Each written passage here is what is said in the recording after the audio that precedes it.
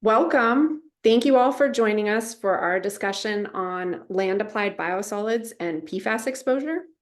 I am Rebecca Eicher, a project director with the American Association for the Advancement of Science's Center for Scientific Evidence in Public Issues, also known as the AAAS EPI Center.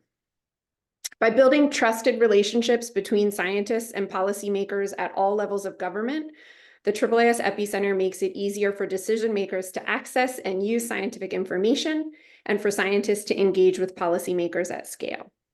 We work to bring clear, concise, and actionable scientific evidence to decision makers. During our virtual event today, we will be talking about per- and polyfluoroalkyl substances, or PFAS, a class of thousands of synthetic chemicals used to make products resistant to water, heat, and stains. PFAS, often referred to as forever chemicals, do not easily break down in the environment, are difficult to destroy, and have been linked to numerous human health issues. The US EPA finalized national primary drinking water standards for 6 PFAS in April 2024, and the agency continues to advance work outlined in their PFAS strategic roadmap. That includes conducting a biosolids risk assessment for 2 PFAS, PFOA and PFOS. That assessment is currently underway and is expected to be published by the end of 2024. We've heard from folks at the EPA that once it is published, they'd be happy to work with us to share the results with our audiences, all of you. Therefore, today, we won't be able to talk about the EPA's biosolids risk assessment, nor will our panelists focus on specific biosolids or PFAS policies. We are excited to have a great group of scientists who can share about their research. So our speakers are going to jump right into the research they're conducting. So I'd like to provide a little context about PFAS, wastewater treatment, and biosolids. As many of you know, wastewater treatment facilities receive waste from residential, commercial, and industrial sources that may contain PFAS. Many wastewater treatment facilities around the country have detected PFAS in their influent, effluent, and biosolids, or sewage sludge. During today's discussion, you may hear our speakers and myself use the term biosolids and sewage sludge interchangeably. Sewage sludge is defined by the Clean Water Act as any solid, semi-solid, or liquid residue generated during the treatment of domestic sewage in a treatment works. Sewage sludge includes composted, blended, bagged, and bulk products, and is different from industrial sludges or residuals. Often, biosolids is a term used for sewage sludge treated to meet the requirements of the Clean Water Act and intended to be land applied for fertilizer or soil amendment. As you will hear from our panelists today, elevated levels of PFAS have been measured in soils with a history of land application of biosolids. Research is ongoing to better understand PFAS in biosolids and the impact on human health and the environment.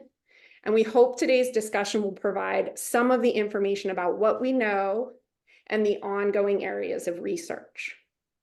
We will include time for questions from all of you, and we encourage you to ask questions by putting those in the Q&A. We have a fantastic lineup of speakers, but before we move on to that, just a bit on logistics. Again, we want you to put your questions in the Q&A box, and we want this discussion to help answer the questions that you have. So we really do encourage you to ask questions. We hope to get to as many questions as possible, but we can't promise we will get to all the questions. Please do reach out to us at the AAAS EPI Center with any follow-up questions, and we can put our email addresses in the out there for you in the chat. For those of you attending this webinar live, you will receive a follow-up email with the link to the recording. For anyone who registered and couldn't join today, they will also receive that link to the recording. I do want to ask in advance for your participation in our survey at the end of today's discussion.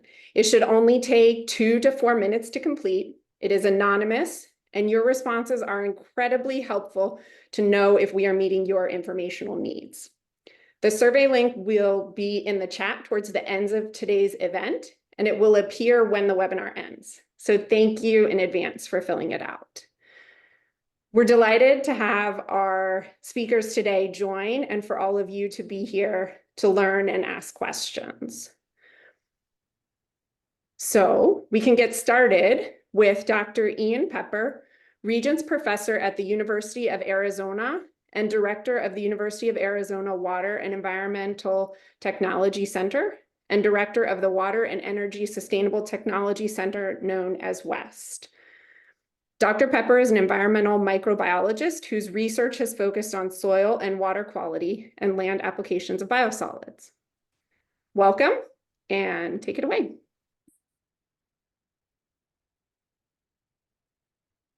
What do you want?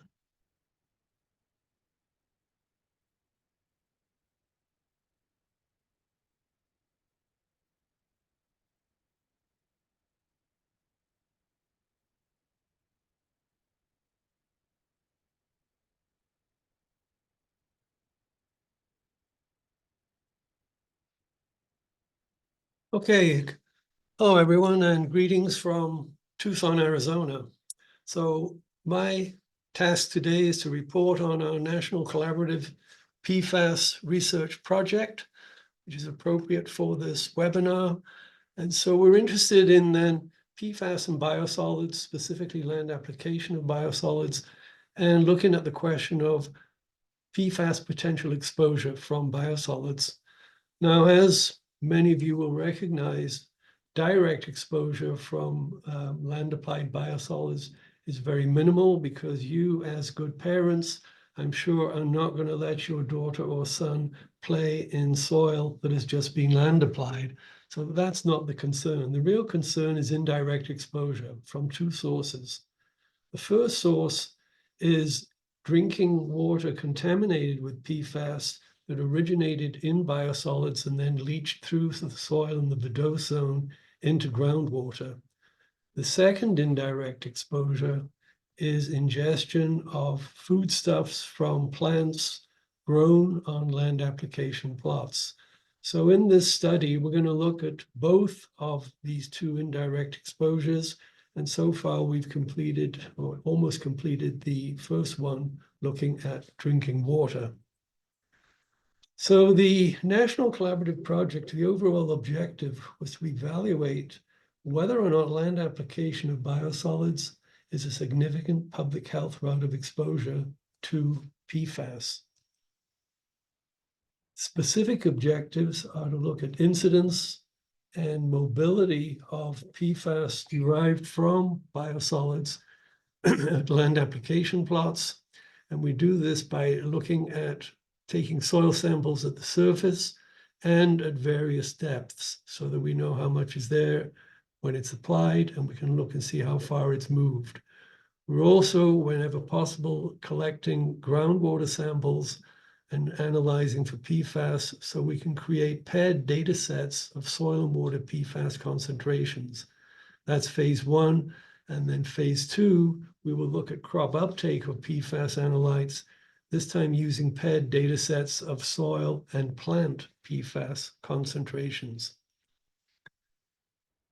So a couple of unique aspects of this project are, number one, that it's truly national in scope, all across the United States, including a variety of different soils, different depths to groundwater, different climates, and looking at land application plots, including irrigated and non-irrigated agriculture.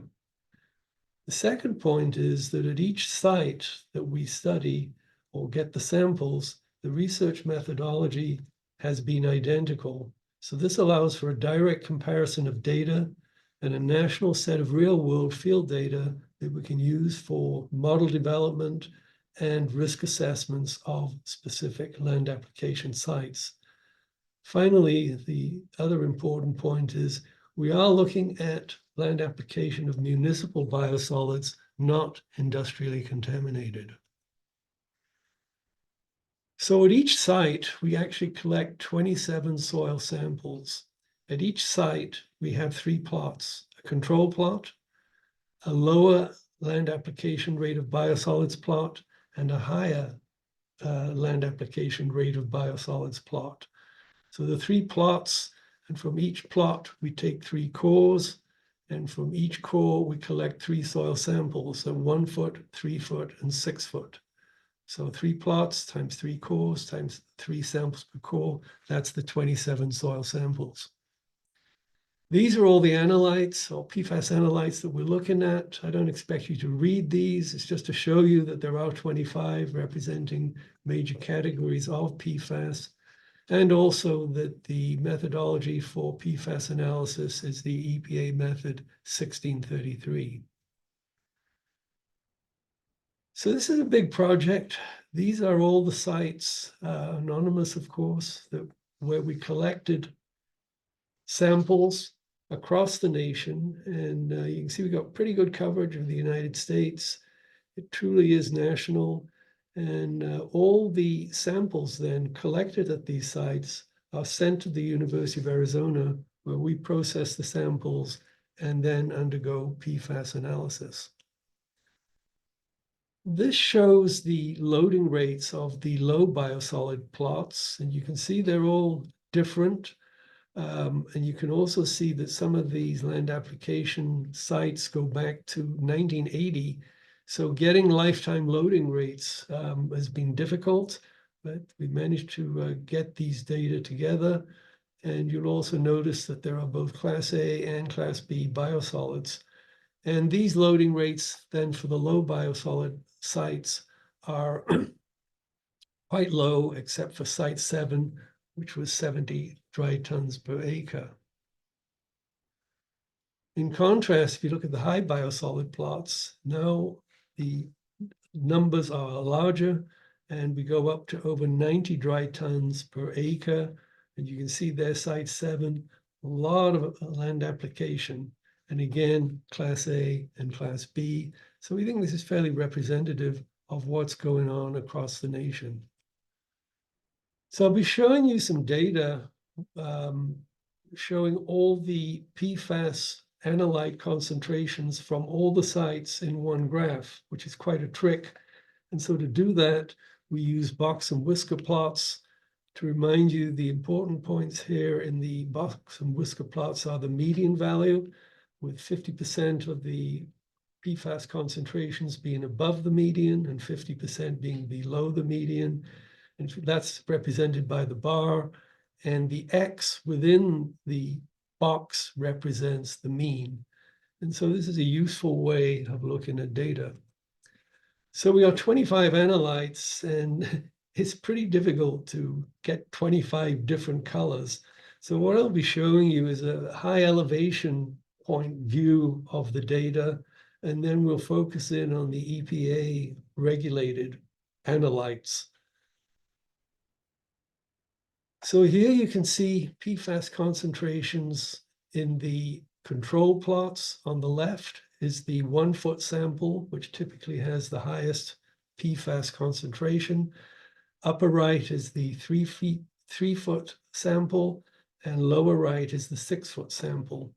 So on these control plots, these are data then from about 17 of the sites. We're actually getting the last of the PFAS analyses next Friday. You can see here the values are typically low, less than 1 part per billion. You'll also see there are outliers. And this is something we noticed in the study, that you can be collecting your soil samples and all the values are low when you come to the analysis, and then all of a sudden, bang, you get a really high value. What that's from is really hard to say. I mean, again, these land application sites go back 45 years. So who knows what causes that one high sample. The other interesting point here is if you compare the 1 foot samples on the left to the 3 foot samples upper right, you can see there's significant attenuation in terms of the concentration of the analytes. So the analytes are being held up by the soil. And again, if you look at upper right to lower right, 3 foot to 6 foot, even more attenuation by 6 foot. Now look at the low biosolid plots, and again, the values are all pretty low, less than 1 part per billion, except for the gorilla in the room, which is the yellow bar, which is PFAS. And I'll address this high value in a couple of minutes. But the thing I want you to focus on here is the fact that these values are remarkably low for the most part. It's hard to see the median values, but you see the X, which are the mean values. So mostly less than 1 part per billion. And again, upper right, the 3-foot samples, significant attenuation, and lower right, 6-foot samples, even more attenuation. But again, you'll see the outliers. For the high biosolids, again, PFAS is evident there in the highest amounts, but the same story. Low overall concentrations of these analytes, less than 1 part per billion, significant attenuation at 3 feet in the upper right, and more attenuation at 6 foot in the lower right. Now let me focus on site X, and it's called site X because I want it to remain anonymous, but clearly when you look at the data from site X, this is the 1 foot again on the left, you can see the concentrations of PFAS here are much higher than what we saw in the previous data. And so this was concerning. And if you look at the high biosolids, look, we're up to almost 100 parts per billion for PFAS. So this was a concern for me. And let me show you now the control values, which were very low. So what then is the difference between these control values and these biosolid plots? So I arranged a conference call with the personnel at this site, and lo and behold, I discovered that the low and high biosolid plots were located on land that had previously been subjected to industrial contamination.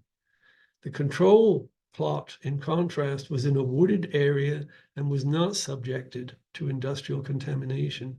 So there you have the answer to why these values are so high. And it was actually encouraging that the lab picked it out, and science in action. So there's the control plots. So now let's look at the EPA regulated compounds. You can see them there on the left.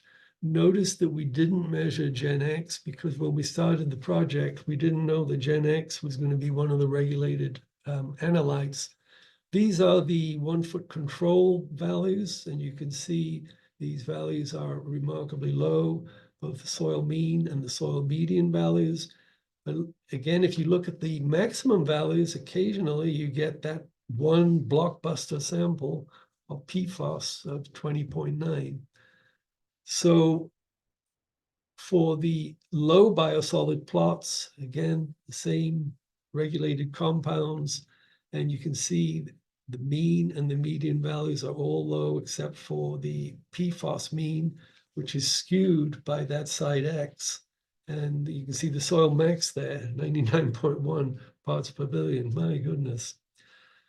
So go to the high biosolids, really the same story. This time we have PFOA coming up a little bit in terms of the soil mean, and PFAS, again, high values, mostly from that site X. So these are a lot of numbers. And so now I want to demonstrate what these data actually mean. How are these safe values? Are they dangerous values? What is the story? So we will be modeling the data, and Mark Busso gave me this slide. Mark is my colleague at the University of Arizona, and he is Mr. PFAS. He's published over 40 peer-reviewed papers over the past 5 years, and he and his colleague have developed 4 models of increasing complexity to look at the risk of PFAS leaching based on the soil characteristics and the particular PFAS analyte. So once we get all the PFAS data, again, should be having the final data next Friday, Mark will start working on modeling this. So to put these data in context, I want to talk a little about soil screening levels, SSLs. So SSLs are the concentration of contaminants in soil designed to be protective of exposure in a residential setting. What that means is it's asking the question for any PFAS analyte, such as PFAS, what's the maximum soil concentration that would limit groundwater contamination to a maximum of 4 parts per trillion? That's the maximum contaminant level in the new EPA regulation. So now, if you think of the potential fate of PFAS in soil, it can be sorbed to soil organic matter or clay colloids, or it can be transported and leached to groundwater. So the extent of absorption controls the amount available for leaching. And as the amount of organic matter and clay increases in the soil, the SSL will increase, because the more absorption you've got, the less is available to contaminate the groundwater. So every soil potentially has a different SSL for a given analyte based on the amount of organic matter and clay in that soil.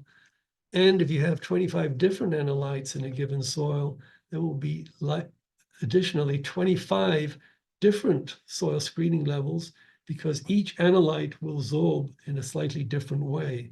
So this gives you a new insight on soil screening levels. It is not just one soil screening level. So EPA developed the dilution attenuation factor model for absorption of PFAS. And there is that model, the standard DAF model, in the middle of the slide. And below it, you see the revised model by Mark Brousseau. And you'll see that the difference in the two equations is in blue there, the KAW, AAW term. And that accounts for absorption of PFAS at the air-water interface, which is now well known that significant absorption occurs at air-water interface. So you have to include that in the absorption of PFAS. And so this affects then the SSL. This is a model calculation for a soil, and we're not going to grind through this, but if you look there in yellow, using the EPA model, the SSL is 0.8 parts per billion, and in the revised model, taking into account air-water interface absorption, it's 3.7. So this is significant. So now think about this. As the amount of organic carbon in the soil increases from 0.1 all the way to 10, the calculated SSL will likewise increase. Now, if you compare those soil screening levels to the mean soil concentration for PFAS in this case, 3.4 parts per billion, you can see you're in good shape with respect to protecting groundwater. And the median concentration is even more significant, because that's saying that 50% of the sites had values less than 0.8 parts per billion. So now I'll summarize some of this in terms of what is the risk of groundwater contamination, high risk versus low risk. The biggest factor by far is the source of biosolids. Industrially contaminated biosolids present a much higher risk than municipal biosolids when they're either is land applied. And if you go to the literature, you'll see that time after time after time. If you have coarse textured soil, the risk is going to be much higher than a fine textured soil, because you're encouraging leaching through this coarse textured soil. So low clay and organic matter soil content is high risk compared to soils with higher clay and organic matter content. Shallow depth to groundwater, much higher risk than large depth to groundwater. If you compare Maine, where it's 2 feet depth to groundwater, to Tucson, Arizona, where it's 180 feet, the difference is like night and day. And then the actual PFAS analytes itself, high short chain content, higher risk than longer chain, because the short chain compounds are more mobile. And as the amount of rainfall or irrigation increases, that risk of leaching and contamination increases again.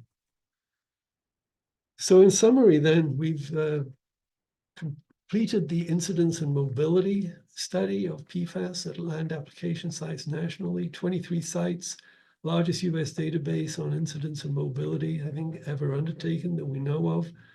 When municipal biosolids are land applied without industrial contamination, the PFAS concentrations are low. And relative to the soil screening levels, this is very good news for the vast majority of land application sites nationally. Also, significant attenuation of PFAS occurs within the surface 6 feet. Phase 2, briefly, we already have now a national network of sites where we know the soil PFAS concentration.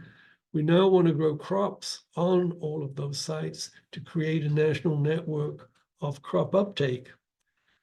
Again, with paired data sets of soil and crop PFAS concentrations, multiple crop types, including those that take up lots of PFAS compared to those that don't.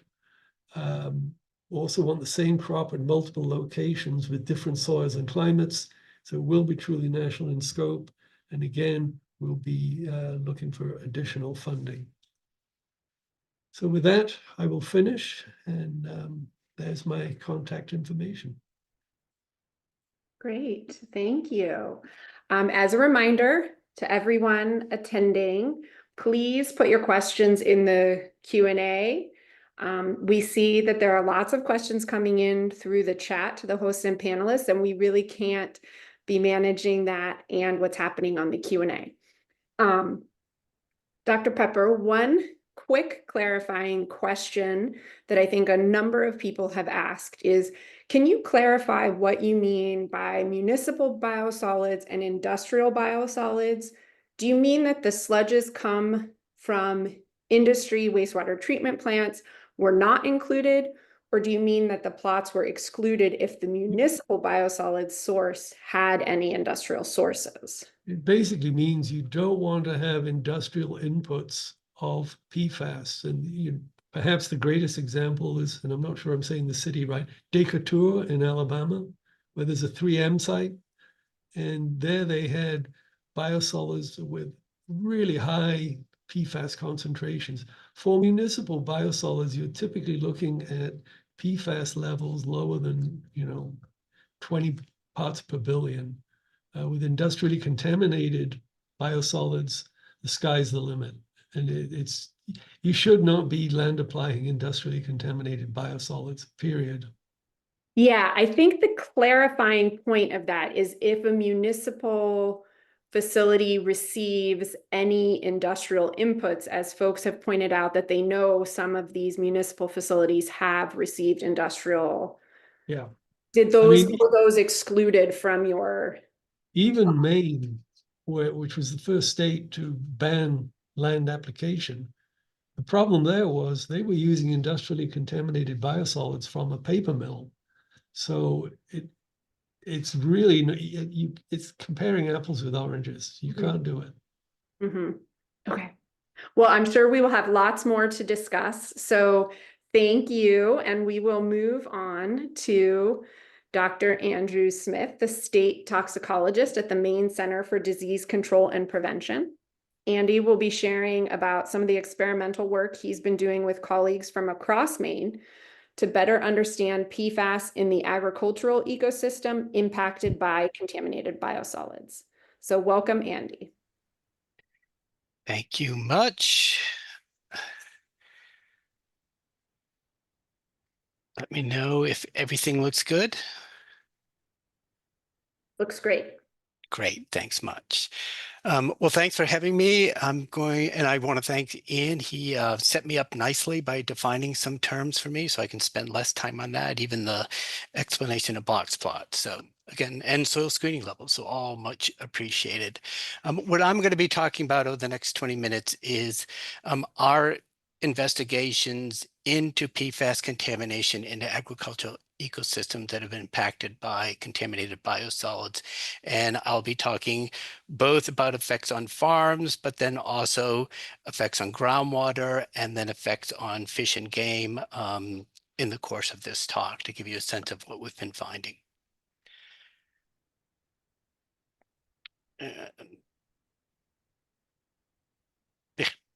So let me begin by talking about a couple of dairy farms. These are some of the first dairy farms we encountered, not the very first. And this is circa 2020.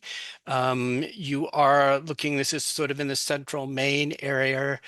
You're looking at one here is a conventional farm, dairy farm. These polygons are showing you the sort of outlines of fields used to produce feed, either stored to be fed out in the winter. Down here, actually fields that the animals grazed on because they were close to the barn where milking occurred. The colors are giving you a sense of the relative soil concentrations. So keep in mind the numbers that Ian was just telling you about. These are some very high soil levels in the hundreds. I think the maximum sort of in the cluster around here was right around 1,000 part per million in the soils, and resulted in very high milk levels of 20,000 part per trillion. This other farm is a conventional, I'm sorry, was an organic dairy farm. And the interesting thing here is to look at the fairly significant differences in PFAS levels between fields on the same farm, with some ranging in the single digits, primarily from the only exposure we understand is land spreading of manure from the animals. Others with the higher levels is where historic land spreading of biosolids occurred. For both farms, we felt we could rule out water as an exposure pathway. Farm A is actually served by the public water supply, which had circa 4 part per trillion P4, but virtually no PFAS. So that couldn't explain the high PFAS levels. These are milk. These are all PFAS that I'm talking about in terms of levels of the milk. Yet when we tested some fresh cut forage crops as well as stored, they could explain the milk numbers, and the soil levels could explain what we were seeing for forage crops. So that seemed to indicate that was the major pathway on that farm. And it was a similar situation at Farm B. Again, the water that the animals were regularly drinking was on the relatively low side, yet feed taken from the bunkers was elevated. And then once we got the soil data, that could explain some of the elevated levels we saw in the forage crops. Ian talked about soil screening levels, and he talked about the residential type. A residential type is the incidental soil ingestion pathway, as if a child is at a home. Imagine if it was placed directly on one of these fields. And the other interesting observation for us was even the highest level in these fields, 1,000 part per million, was below what our soil screening level was for the residential exposure pathway at that time, meaning that whatever a soil screening level would be for an agronomic exposure pathway, it is likely quite a bit lower if we want lower milk levels. And the question that we tried to ask over the past several years is, well, just how much lower does it need to be? So that meant we had to get into modeling and thinking about this sort of soil to hay to corn, or cow to milk to child pathway. To do that, you need to get some various inputs for your model. You need to be thinking about plant uptake, so the movement of PFAS in the soil up into the plant material. You need to be thinking about the ingestion of that material by the cow, and then once it's ingested, what fraction of that mass being ingested ends up in the milk. And then you also need to be thinking about incidental soil ingestion happening while the cows are out grazing on pasture. So those are some of the things you're going to be looking for inputs for. Once it's into the milk, you need to be thinking about how much is too much in milk for consumption by a child. We often use a child because they have a higher intake per body weight than an adult would. Fortunate for us, it turns out that EPA had a model specifically for this exposure scenario, a soil screening level. The SL stands for soil screening level for this dairy farming exposure pathway. I'm not going to spend a lot of time here. All these green terms are ones that are trying to get at the intake from plants, either from the direct uptake from the soil. So that's why you do this transfer factor, or soil adhering to the plant, either from sort of rains splashing or mechanical sort of operations on the field, or wind putting soil into the air and having it land on the plant. You try to bring those into the model along with an ingestion rate for the plant material. And this one's to try to get it grazing, so an ingestion rate of soil for cows where they're grazing. You need to have these PFAS specific transfer factors. I'll talk more about that. You need to have some term for relating what's coming into the animal to what's ending up in the milk, and you need to come up with how much is too much in milk. We derived a milk action level because FDA did not have one at the time and still does not. If you're interested in that, the derivation of that number is at this link here. And if you're interested in this equation, how we changed it, all the input terms and our initial screening levels we came up with in 2020, that document will take you there. But one of the things we determined fairly soon is there was, and that's somewhat evident by Ian talking about the studies he wants to do, is there really is very limited published data on the uptake of PFAS from soil into plant materials, specifically forage crops intended for livestock. And of that's out there is very limited in terms of actual field studies. So we decided to initiate our own field studies about 4 years ago, actually now. And we established study plots on 4 of the fields on one of these farms. You can see that they're at, they were located to take advantage of different soil concentrations at the farm. And then what we would do is go out to these plots and sample them and replicate each year for 3 years in a row. So this would allow us to look for differences between field plots on the same farm, sampled on the same day, as well as differences from year to year to year. Ian talked about co-located sample. That's exactly what we did. We'd go out and collect a 1 by 1 foot plot and take all the vegetative material within that of this sort of grass legume mixture. We would bag that, send it off to the lab for analysis for PFAS. And then we would, in that same square, get these co-located soil core samples that we would then put into a steel bowl, get them nicely homogenized, some sample, and send that off to the laboratory for analyses. For corn, we did a different approach. We actually primarily focused on field corn as it was grown.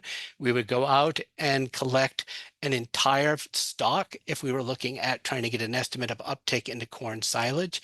So that means, you know, the cob, the leaves, the stalk all together would get chopped up, bagged, sent off for PFAS analysis. And if we wanted to look at some of the other corn products, such as something called snaplage, that's going to be just the corn husk with the kernels and the cob and a little bit of the shank. That is something else farmers will sometimes harvest as a grain replacement. So we would look at that as well.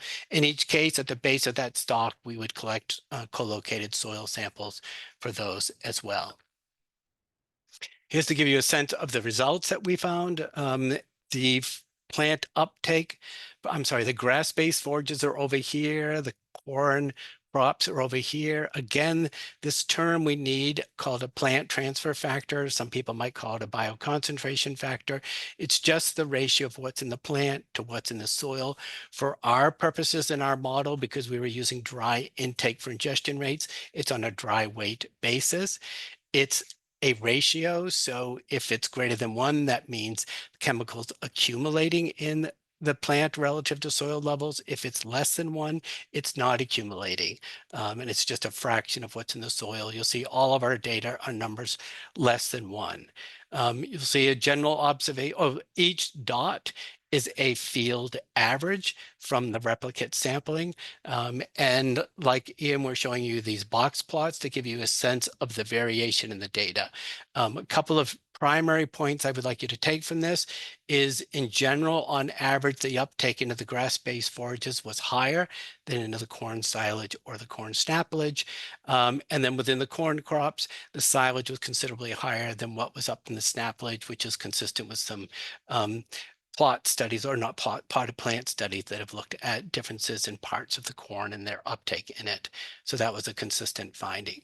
So we have those differences. The other thing I want to call your attention to was just how much variation there was in the plant transfer factor for the grass-based foragers. And indeed, we could see as much of a tenfold difference in uptake into the grass-based forages, even on the same, amongst plots on the same farm, sampled on the same day, and we were able to replicate that 3 years in a row. We've done some modeling of other soil parameters, organic matter, pH, cation exchange, presence of precursors, to try to look for possible explanations. I would encourage you to read the paper that was recently published on all these findings. The links down here, it's open access, and you can see what sort of thoughts we have around what's driving to that, and perhaps in the question and answer we can talk about it more. For now, I would just like to leave you with, when you have this much variation, it may be something that when you're working on an individual farm and you're doing your assessment, getting site-specific plant uptake data may make sense. So now that we have these updated plant uptake data, we've been going back to the soil screening levels we derived for the dairy farm pathway in 2020 and looking at updating those with that data, because in the past we only had very limited published literature. We're also rethinking the toxicity values that we used way back in 2020, given that there are multiple other ones that have been published since. You'll look and see we're considering 3 different feeding scenarios for these screening levels. One is grass-based forage. That means the only crop being grown on contaminated land is grass-based forages. For corn silage forage, the only crop being grown on contaminated land is corn silage. Likewise, for corn snaplage, the only thing being grown on the land is corn snaplage. And the reason for that is to provide possibly helpful information for farmers as they're looking at their soil levels to consider crop switching so they can still make use of some of their land. And you can see that these are considerably different in what the soil levels would be. That difference comes from 2 primary factors. You've already seen the differences in the actual plant transfer factor for these different crops, but the other difference is just farm management practices and the different amounts of feed for livestock, if it's grass-based feed versus corn silage versus corn snaplage. So both of those things are affecting what these numbers end up with. And again, you can go to this document to see how some of these specific numbers were derived. The higher ones are our old ones, the new ones are plausible ones, again, depending on what we decide we're going to use, adopt in the end for toxicity values. So now, keeping those numbers in mind, that sort of, 1 to 10 range for the grass-based, 20 to 60 for corn silage, and, even in excess of 100 for silage. It's instructive to look at what we're finding for soil levels across Maine for farmland with a history of land application of biosolids. Maine has a statutory mandate where all licensed sites with a history of land application of biosolids must be tested for PFAS as well as surrounding wells. We're in probably about a little more than halfway, I believe, through doing that. So I'm just showing you some preliminary data analyses of what we're finding in these farm fields and give you a sense of that range. So here's a cumulative distribution, which is giving you, say, for any number, what % of tested fields are below. So if you're thinking about growing corn silage, for example, with a number of 20 to 60, the good news is the vast majority of fields we've been testing thus far are going to be below that action level, like something in order of 80% or more. But if you're thinking of growing grass-based forages for dairy farming, well, that's a different story, because more than 60% of the fields we've tested so far are above 2 per billion. And, more than 50% above, I think it's a number around 10 or so. So that's something we're going to have to think about how we manage that going forward. One thing I definitely want to leave you with, or make sure I don't leave you with, is when you look at this map, I don't want you to look at it and think, oh my God, all of Maine agriculture is contaminated with PFAS. There's roughly about 7,500 farms in Maine. Of those, about 750 actually have any history of land application of biosolids, and it's only going to be a fraction of those that have levels of concern. I'm not trying to minimize the impact on those impacted farms, but I do want you to be aware that for many farms in Maine, this is not going to be an issue. Here's this area where I just showed you those other 2 dairy farms. This gets to Ian's point about having sludge that will have a significant industrial input influent into it, which probably explains why we're seeing such high levels here. But these other levels that are in the 10 to 50 range are ones that are just going to be typical biosolids, at least as they exist in Maine, that are being applied. So now taking you back to this idea of crop switching and the differences between grass-based forages and corn silage and corn snappage, that's exactly what this farm ended up doing.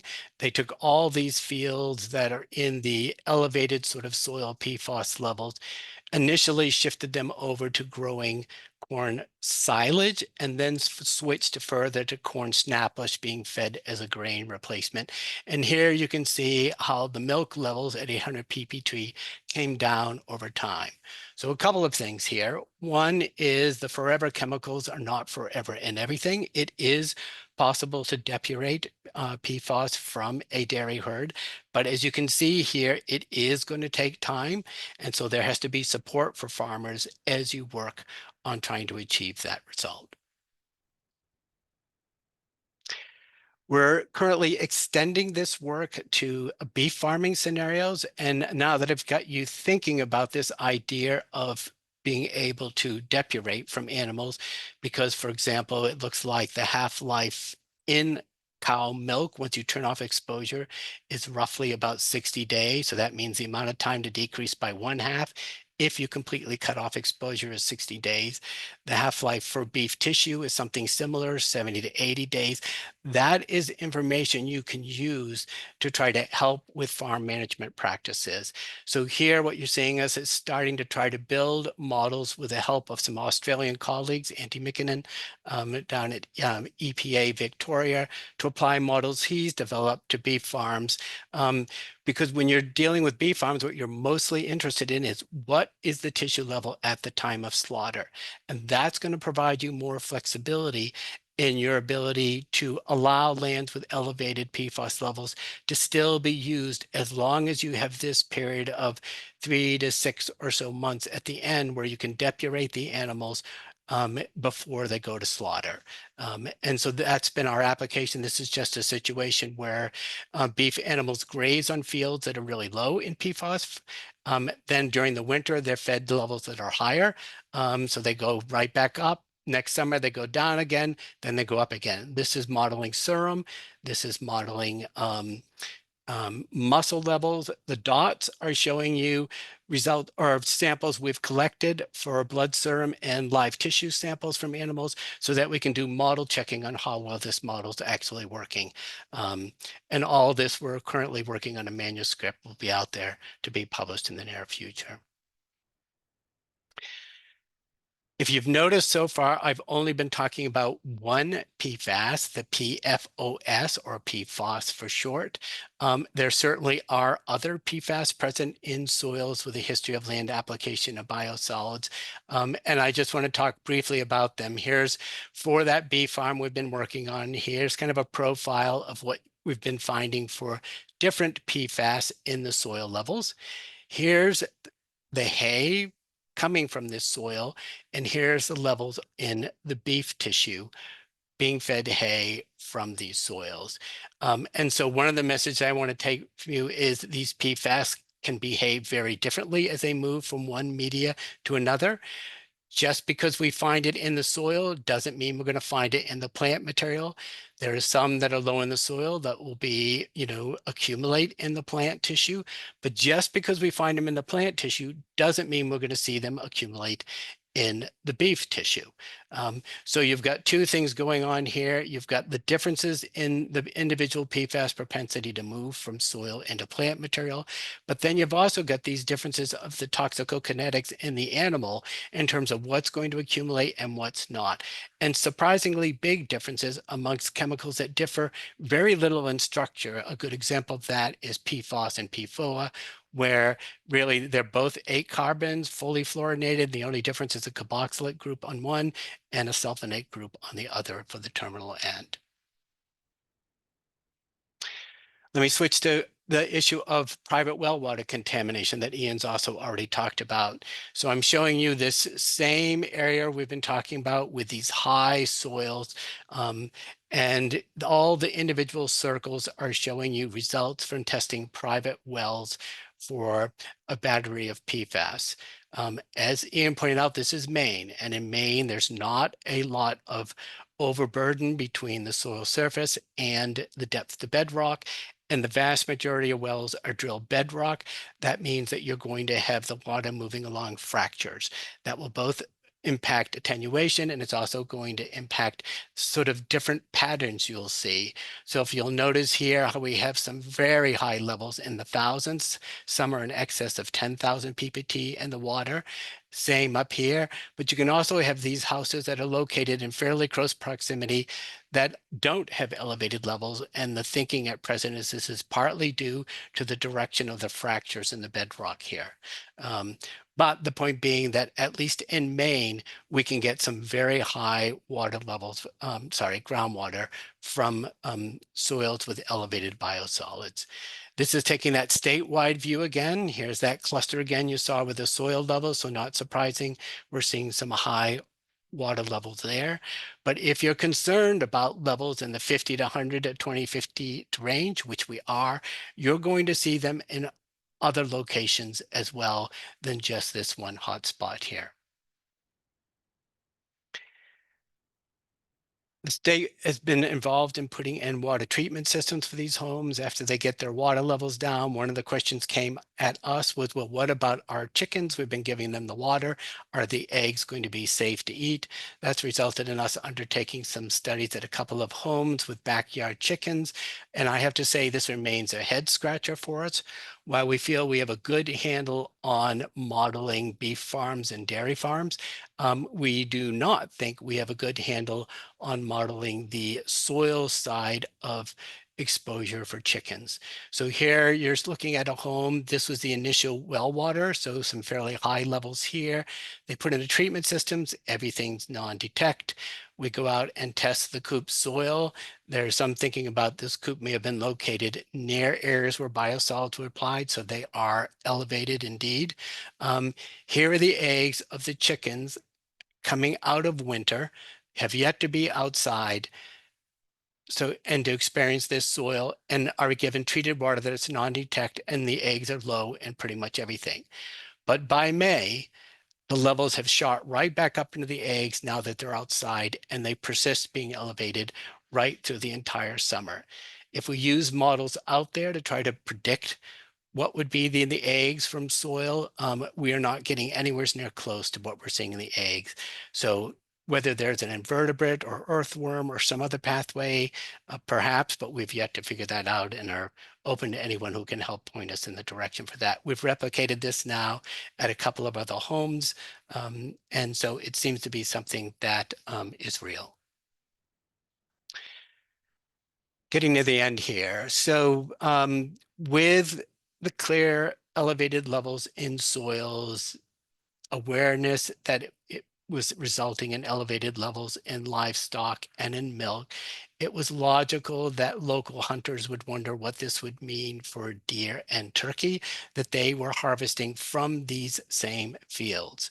So our I&W colleagues have been involved over the past couple of years of harvesting deer and turkey and having their tissue meat analyzed for PFAS and other PFAS.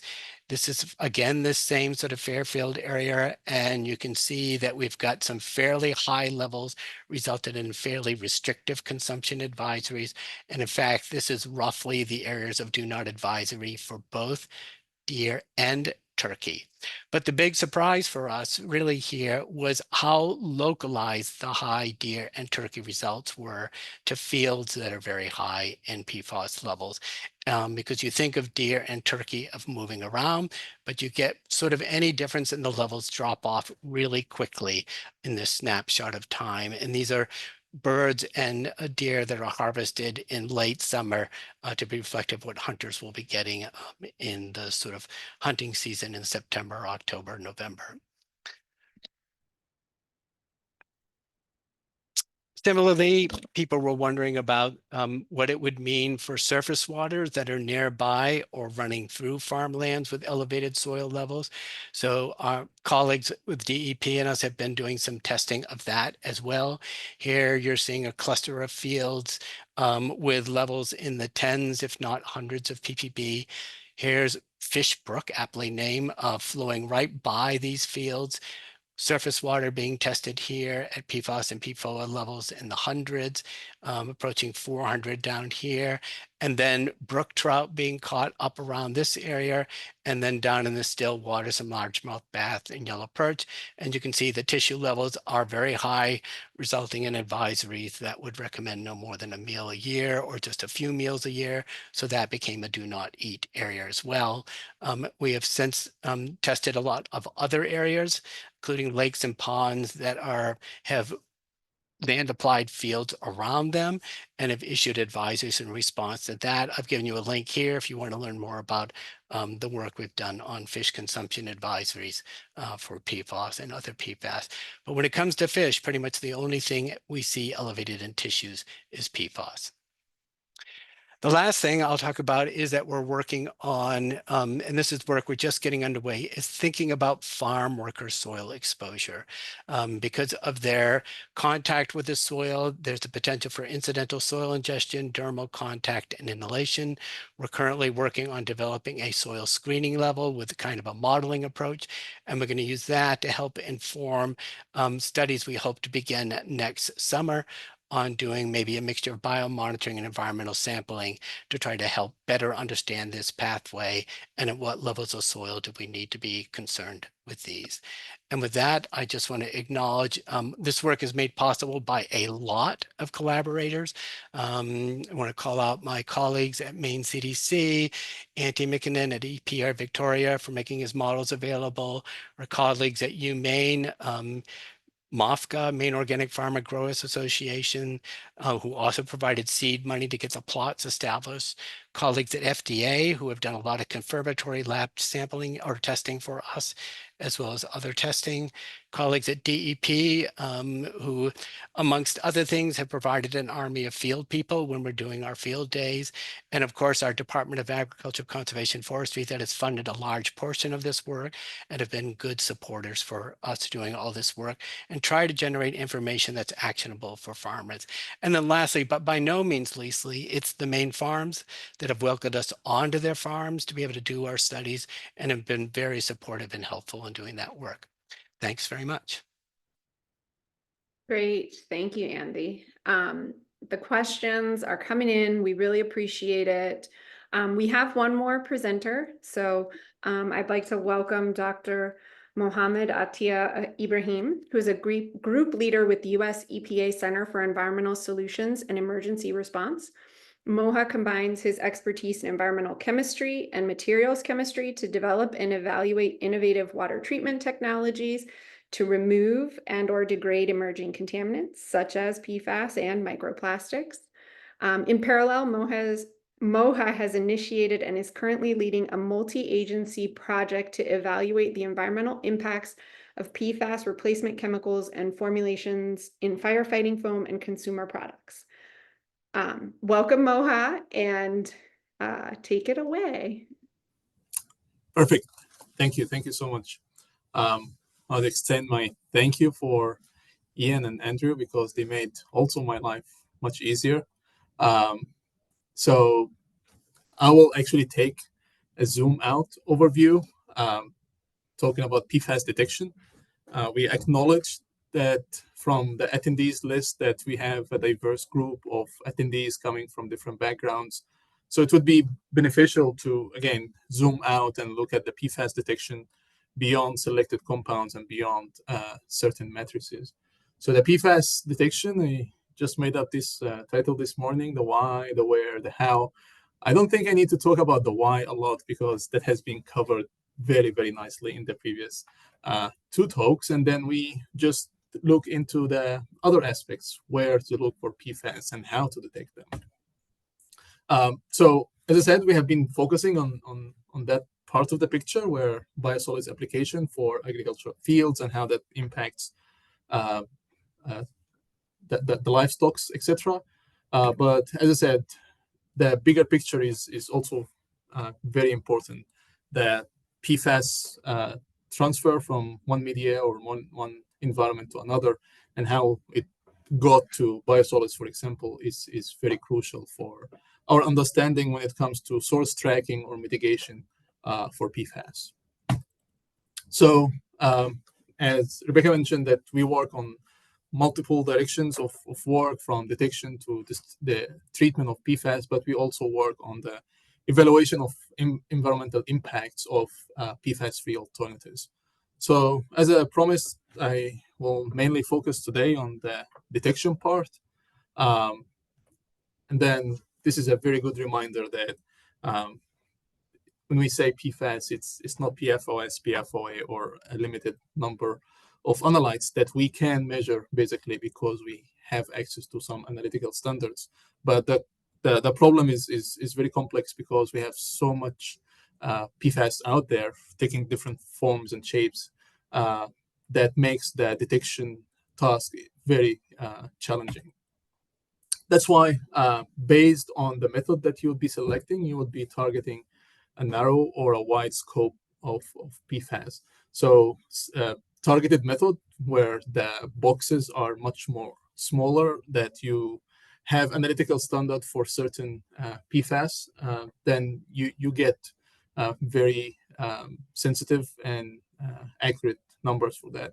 But to capture, as I said, the complexity of the number of PFAS that are out there, aggregated methods, or what people refer to them as total methods, are also needed and equally important. And this is what we will walk through in the next few slides.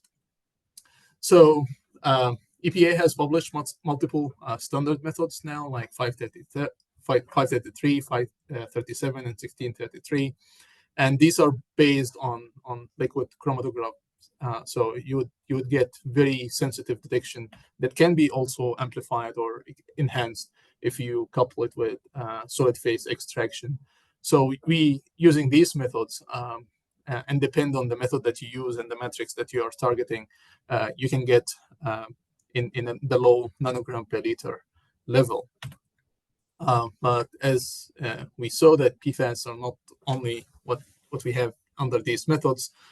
So volatile or semi-volatile species like FTOHs and FTAs, etc.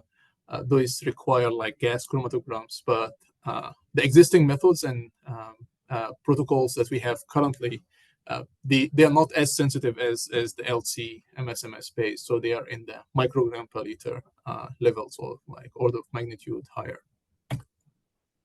So the total, and we should take the word total with the grain of salt there, call them aggregated method, like total organofluorine. So if you take a sample and then concentrate it onto like a carbon cartridge, and then take this and burn it at very high temperature, like 1000 degrees C, and this is like we call a combustion ion chromatograph. So it's called AOF-CIC. You get a sense of how much total fluoride, basically organofluorine there in your sample. The same method can be coupled with PIGI, the particle-induced gamma ray emission, and you also get a sense of the total organofluorine in there from adsorbable fraction. If you repeat the experiment, but with a different approach, by absorbing it on a cartridge like an ion exchange resin, as an example, So we have this is what we call the extractable organofluorine. So it's the same drill. You take it and burn it with the combustion ion chromatograms. And this is the EOF CIC. Or you can actually use also NMR, which is another method that can help getting a total organofluorine analysis. So the other method that can be helpful to get a sense if there is a background PFAS that we are not capturing with the targeted analysis is the total oxidizable precursors. So what you do is you take a sample and oxidize it under certain conditions, and then this allow you to convert the oxidizable precursors into terminal species that you can measure using the same method like the LCM SMS. So basically you measure the targeted analytes in the raw sample and then oxidized sample, and then the difference between these two is an indication that you would have a background precursors that you're not aware of with if you rely only on the targeted analysis. So unlike the LCM SMS methods that we have standard methods for these, TopSA has not yet to be it's not yet standardized, and this is a project that we are working on now, trying to get a standardized method for TopSA for different matrices, liquid and solid. So this is work in progress we have here, and it's very collaborative with academic and industry partners out there.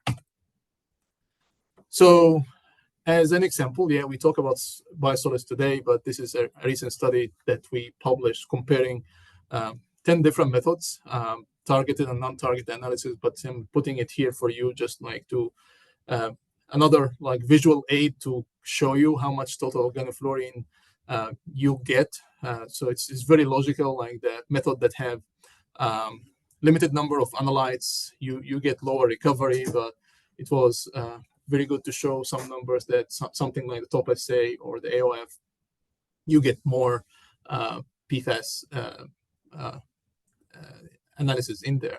The variations is in something like AOF is something to be yet configured, but as I said, that's a visual illustration for everyone that once you expand the analyte list, and also if you couple that with total organofluorine method, you get a better understanding about the samples that you have. Another different but still very relevant here, actually, with the biosolids, this is another study we were measuring PFAS in wastewater treatment plant influent, and you can see here some like residential pump station, which is an indication for what you would get in a residential pump station only without any industrial or leachate impact.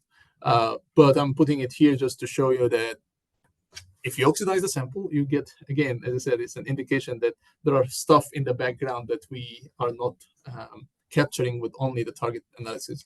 So the pump station work is we are expanding now to get more understanding what's the residential impact that is coming into the wastewater treatment plant, because eventually this would be something translated into transformation within the treatment plant, or it will go partition into biosolids, etc.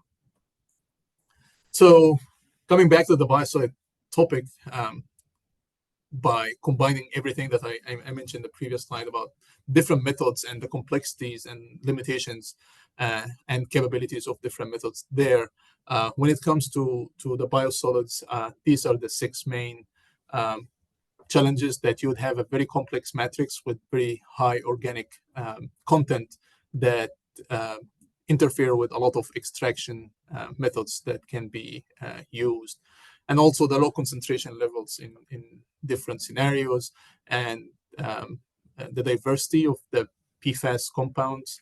And if you couple the diversity of the compounds with the heterogeneity of the sample and the contamination risk coming from sampling techniques, etc., that also add another layer of complexity when it comes to the PFAS analysis in biosolids. Incomplete extraction efficiency, or in the TopSA, we can even talk about incomplete oxidation. That can put a huge variability when it comes to the PFAS detection and the transformation during the treatment plant itself. So I'll be concluding with this slide. So there is a recently published roadmap or strategic plan that related to the PFAS, and what is being summarized here is mainly the actions to be considered when it comes to the method development need for PFAS analysis. So we still need more standardized method or expanding the analyte list for ultra short chain PFAS. The neutral and semi-volatile PFAS, as I mentioned in the GC slide, that the detection is challenging and the limit of detection is high. But not only, I guess during the slides today or the presentations today and the stuff that I discussed even here, we were mainly talking about anionic PFAS, but there are like cationic and deuterionic precursors that yet to be added to an expanded list of analytes. So non-target analysis is something that we are working on here in EPA. We have colleagues, like more than 50 folks here, researchers that are working on non-targeted analysis, quantitative non-targeted analysis, like called QNTA. And that's internal, also in collaboration with other outside collaborators there. TOP-SA, as I said, we are working on trying to standardize the operation for this, since there are variations and it's not yet standardized. And unlike the AOF, EOF is also yet to be standardized. The leaching of different media, this is also work in progress. So to allow enough time for Q&A, I'll just pause here and maybe we can move to the discussion part. Great, great. I think one question that I have seen come up is, well, so I should say, I see the clapping and I should say, thank you. That was fantastic, helpful to think about these analytical options and what it tells us. So I would like to welcome Dr. Andy Smith, Dr. Ian Pepper, turn your cameras on and join us for the discussion. I think one question that is always helpful for an audience to understand is if each of you could discuss or quickly share how your research has been funded. What sources of funding have you acquired? And then how does that, what's your disclosure on that funding source? We can go in reverse order. We'll start with Moha, Andy, and then Ian. Oh, as you mentioned in the introduction, I work for the US EPA at the Office of Research and Development. So we have our internal funding that supports our work, but it is not limited to that. So we have a lot of collaborations, like a lot of the studies that I share today is very, very collaborative with academic and industry partners. So, but the main source of funding is federal. Great, thank you. And then Andy, if you want to go next. Sure. The vast majority of our funding is just state budget funding, and some of it there's specific money allocated to the Department of Agriculture, Conservation, and Forestry for the PFAS response, and that in turn is used to fund a lot of the work I've described that we're doing. IF&W has its own funding, again, state budget for doing the deer, turkey sort of work like that. We did, as I mentioned, get some seed money at the beginning from the Maine Organic Farmer Gardeners Association. They helped us apply to the Broadreach Foundation for the money to get the 4 plots established on the farm. Great, thank you. And then Ian, if you want to go next. Yeah, the funding is an interesting story. Begins with, we had a local ban of land application in Pima County in 2020. So Pima County wastewater had to start landfilling all their biosolids. We did a study looking at incidence and mobility, found the incidence of long-term land application plots, found that incidence was low, mobility was low, and we got the ban on land application lifted. So it occurred to me that we had solved a local problem with a local study. And then I thought, well, for a national problem, what do you need? A national study. Snag was I didn't have any money. I started giving talks and asking people to donate funding.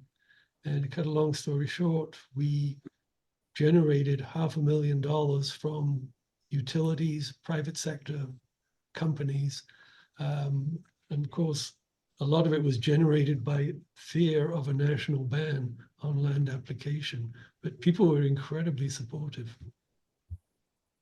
Great, thank you. Always helpful to know, and I appreciate that some folks in the Q&A asked that, so much appreciated.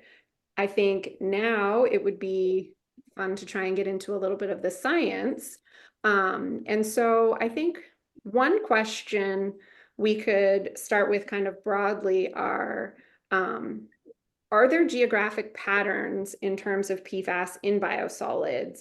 And how do you think about that from the local to the national scale? So we could start with, I think, Ian, you want to start since you've done some national scale, and then I turn to Andy and Moha to add to that. I think for there to be geographic patterns, it would be incredibly difficult to discern because PFAS is fundamentally everywhere. And my colleague Mark Russo did a lit review on PFAS in soils around the world. You can find it in the Arctic, the Antarctic, in the Amazon jungle. You can find it anywhere. And I think inputs of PFAS from industry is probably going to determine the PFAS levels in soil more so than any intrinsic geographic pattern. So there's going to be a lot of factors determining how much PFAS is in a particular location. Yeah. Andy, anything you wanted to add to that or context around thinking about the biosolids and PFAS? Well, the context I will add, because I think I quickly took a look at the Q&A and saw some questions about relevance of our work to other places. And I think my answer to that is going to be, I have no idea. Because that is not the focus of the work we're doing. We are trying to get information to help make decisions here in Maine about soils contaminated that are really impacting some farmers. And so that's our motivation. That's what we're funded to do. To take the time to publish or share it like I'm doing now are things we're sort of doing extra, but it's beyond our need. And frankly, when we do these sort of things sharing, we're doing it more selfishly to hope we get some good feedback to help us with our own work. But again, we're not trying to do work that can be extrapolated beyond the state of Maine. Great. Mo, yeah, please. Yeah, not much to add there. I would just like think about it from a different angle. As Ian mentioned, it's everywhere. But the likelihood of having higher versus lower relative concentrations, maybe this can be thought about from any suspected hotspots, just like airports or any suspected point sources for PFAS. This is where things can be considered, but without real data to back that answer up, I guess it's very hard. One final comment on that. Studies have been done showing that you actually find PFAS in rainfall, and in snow. So, think about that. It's literally everywhere. I would like to add, though, because we get that question a lot. There are a number of states now that have done background soil studies, so we can get a feel for that. And we don't see a lot in our background soil. I think the average background PFAS level in soil in rural Maine is about 0.3 ppb on average. So yes, it's out there. Yes, we see some elevated levels in fish in some lakes and ponds that we can't think where else it's coming from. So I don't want to discount that. But I wouldn't want, at least from data I've seen, I wouldn't want people to think the sort of elevated levels we're seeing has anything to do with rain or precipitation events. Thank you. Always helpful to add more information and context. I think one of the questions that I've seen and have heard is this difference in soil levels, ppb, to water being ppt, parts per billion, parts per trillion. How do we think about that? And I think we've seen some of your data to share thinking about these screening levels, but what does it mean for levels that are in the parts per billion in soil to parts per trillion in water, and then that movement of soil, of PFAS from soil into water? Thoughts about how we can think about that, those different scales of measurement. Essentially, if you're talking about groundwater levels at the part per trillion level, again, the amount of PFAS that's going to get in there is a function of how much is being taken out by the soil. So the more absorption that you get, the less you're going to have in the water. So it actually makes sense that you could have parts per billion in the soil, but only parts per trillion in the water. What it means in terms of human health, honestly, I don't know. And to be honest, I don't think anyone really knows. There are a lot of suspected adverse health effects from PFAS, but also some question marks.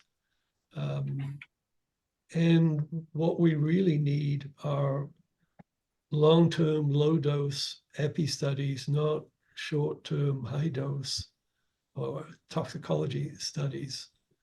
So I don't know what 4 parts per trillion in the groundwater means. Andy, you may have better insight on that. Yeah, I think there's been a real evolution over the past decade of, not having to rely so much on animal studies, of these high dose animal studies, and increasingly the tox values are being based on human epidemiological studies, and some of those at levels of exposure not that much higher than the general population has, recognizing there's a big range of those. So, and I think there's an increasing consensus around what the toxicity values ought to be. By consensus, I mean like within a factor of 10, for PFAS, PFOA. So still some uncertainty. But I think, at least from where we sit as toxicologists, it's one of the better data sets we've had for thinking about health effects for chemicals, for a few of them. And there are many others that we really know very little about or clearly have insufficient data on for them. I think we often have difficulty communicating with the public on part per trillion versus part per billion. And so I'm not quite sure where your question's coming from, Rebecca, but for the lay audience, think of it as a little like, ounces versus pounds versus tons.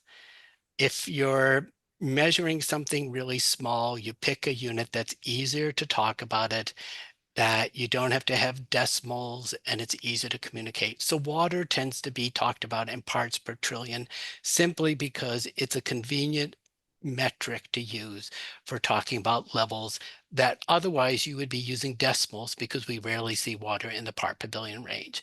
Soils we tend to see often in the part per billion. So we talk about part per billion. So as your high school chemistry professor would have always said to you, make sure you pay attention to the units and make sure you know what the units are for the various soil screening levels. Water is going to be part per trillion often. Soil is going to often be part per billion.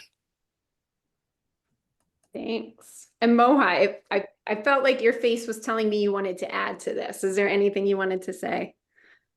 Yeah, it's just a reminder of what are you measuring exactly, because by definition and by property, these short chain PFAS are hydrophilic, mean that they like water more. So you find more of these partitioning into water. Hydrophobic, they hate water, so they partition into soil. Or so that is where a more specific discussion would be actually much more beneficial. Like, what are you measuring and where are you measuring it? And then that can help you make these mass balance, basically. But yeah, from their inherent property, you can get some guess about where they probably would be. Great, thank you. So as you all can probably tell from your clocks, we're kind of running out of time. So I have a question that came in from a number of people when they registered for the webinar about databases of information about land applied biosolids. Do any of you have any advice for states and others interested in learning more about where they can find data on land application rates, PFAS analyses? Is there a national database? Are there plans for a national database? What do states do? Any thoughts on that? Well, clearly our national study on soil had exactly that in mind. And ultimately, we will be, publishing and releasing that data. And I think it would be very useful to be able to look at the whole of the United States globally rather than individual sites. But there are also a lot of studies underway at the moment funded by EPA that are not yet concluded. So I think we're going to be getting a lot of data within the next 2 to 3 years, which is going to really help and come close to some kind of national database, but I'm not aware of it existing at this point in time. Yeah, me neither. I direct people mainly, like EPA has a very informative PFAS webpage with not only for biosolids or methods. It's very comprehensive and takes actually or covers a wide spectrum of ranges for expertise, like someone with an entry level for PFAS versus someone who's coming like searching for very detailed information. So just like Google PFAS EPA.gov and you'll find a lot of information there. Great. Go ahead, Ann. Well, I'm going to pause for one Yeah. second and encourage everybody. We have about 2 minutes left. So I'd like to say, please make sure to take our survey. Let us know. I will also say that I know that there are 83 plus questions in the Q&A that we did not get to. And what this tells me is that there is a need for more information sharing, for more events of this nature. And we at the Epicenter will do more to help get this information out. So go ahead, Andy, and then I have one more question for all of you, but it's not too hard. So I was just going to add that if the question is about how do I find out if there was land application of biosolids around me, they're usually licensed. So you have a state regulatory agency that has that regulatory responsibility. So the first step is to reach out to them and see what they have in their databases. I will tell you, it was one enormous task for our DEP folks to go back into hard copy archives to try to find out land application licenses from the 80s and 90s to help identify sites. So some can be obtained easily, some not so easily. thank you. Thank you all. We really appreciate the three of you sharing, everyone in the audience listening and learning and asking questions. My last question is, if any of the panelists have additional resources that you could share with our participants, you can share them with me and I will share them back with all of our registrants. As a reminder, as a registrant, your job is to fill out the survey. Tell us what you think of this. My job is to email you when the recording is posted, remind you to take the survey, and then share any resources that we have received from Dr. Ibrahim, Dr. Pepper, and Dr. Smith. So with that, I thank you all for joining us, for participating so actively, for sharing your knowledge, and I look forward to seeing you again soon at another Epicenter or other PFAS-related event. Thank you all. Thank you. Thank you. Thank you.